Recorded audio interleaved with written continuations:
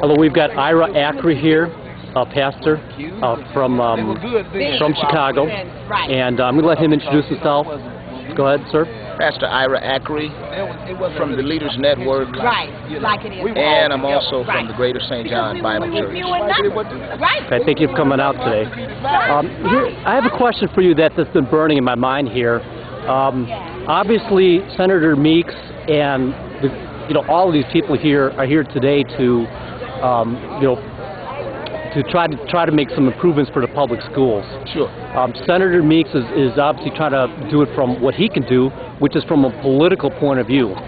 Now, from your point of view, what do you, if you were to tell parents of public league students of what they can do on an individual basis, aside from a political point of view, what can they do to make a difference? Friend, this is one of the greatest fights of our day and time. We have crime at its peak, economic challenges. One of the greatest things we could do is have school funding and equitable school funding for everyone across the state of Illinois. Parents, what they could do, just a couple things. Number one, raise the expectations of your children. Make them believe in themselves. Number two, they can volunteer. Help them with their homework. Demand that they do their homework. Have a relationship with the child's teacher. Take them to church. But then in addition to that, one of the greatest things a parent can do right now is go on the front line and fight for school funding. Be an advocate for their children, because it does not make any sense for some children to have raggedy buildings, no air-conditioned schools in 90-degree weather like this, and 40 students in a class, 25 books. It doesn't make any sense.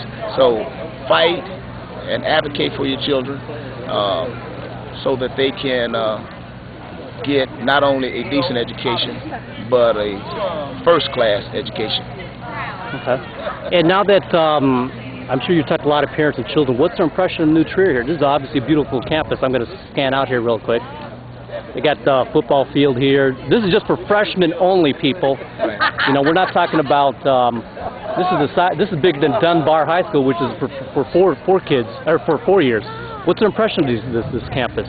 When you compare this school, this is just for freshmen. When you compare this school to, let's say, Marshall High School on the west side. Oh, you're more a west side guy, huh? Absolutely. It's unbelievable. I had one student tell me, tell one of the pastors rather, that this is a college campus, isn't it? How much does tuition cost to go here? Because they had been exposed to the disparity that exists. It is very important. It is very important that we end the school funding disparities that exist in the state of Illinois. We're so excited that the people in Winnetka embraced us, because they are saying, we agree with you. Everybody in, nobody out. We're so excited about that. And the real deal is this: once the playing field is leveled, it would be a better state of Illinois. It would be a greater state, a safer state, and a state with a brighter future. The crime rate will go down. Drugs will not be the only option for some people, because they will have a quality education.